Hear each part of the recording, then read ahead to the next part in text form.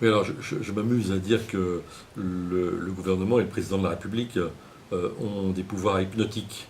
Et c'est vrai qu'ils ont fait très fort, disons, dans le contre-pied de l'ambiance sarkozienne, qui était une ambiance frénétique. Et là, à force d'apaisement, d'apesanteur, on arrive à une situation presque de léthargie. Alors, il y a un aspect qui est voulu, qui est très politique de leur part, qui est assez bien joué, il faut dire. On calme le jeu.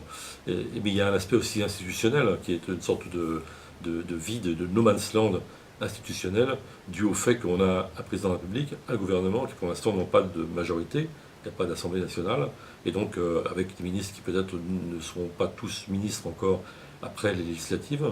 Donc on est dans une situation intermédiaire un petit peu difficile qui ne facilite pas les grandes décisions. Alors les enjeux généraux, c'est évidemment le rapport droite-gauche à l'Assemblée. Si on en croit les sondages, et au moins sur cette vision générale, on peut peut-être les suivre. Il semble que le bloc des gauches, comme on dit, serait quand même assez nettement majoritaire. Mais enfin, il faut quand même aussi considérer la possible abstention, justement, dû au fait que beaucoup de gens pensent que les dés sont jetés ou sont un tout petit peu endormis par l'atmosphère Hollande et n'iraient pas voter. Et on pourrait se retrouver à l'extrême, hein, une situation absurde où on aurait Jean-François Copé à Matignon, ce qui serait quand même un comble. Enfin bon, c'est une hypothèse très très improbable, mais qui pourrait ridiculiser les institutions, si j'ose dire.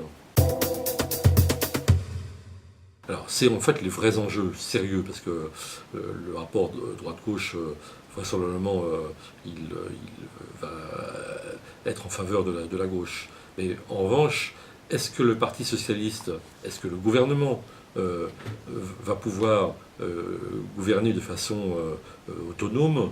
Est-ce qu'il va être majoritaire à lui seul? Ou est-ce qu'il va devoir s'appuyer sur une majorité de circonstances avec les Verts, qui sont sans doute des alliés plus fidèles parce qu'ils ont joué cette carte depuis le début, mais aussi avec des députés front de gauche, des députés communistes.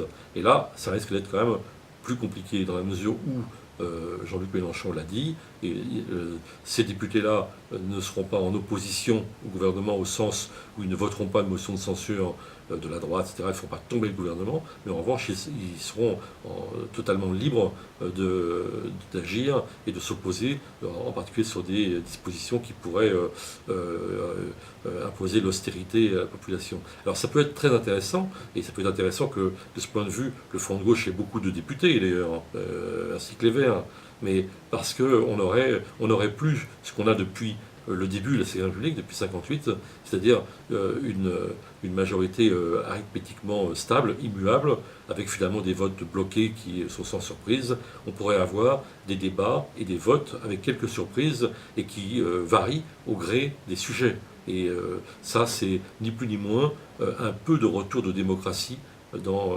l'hémicycle, ce qui ne serait pas du luxe.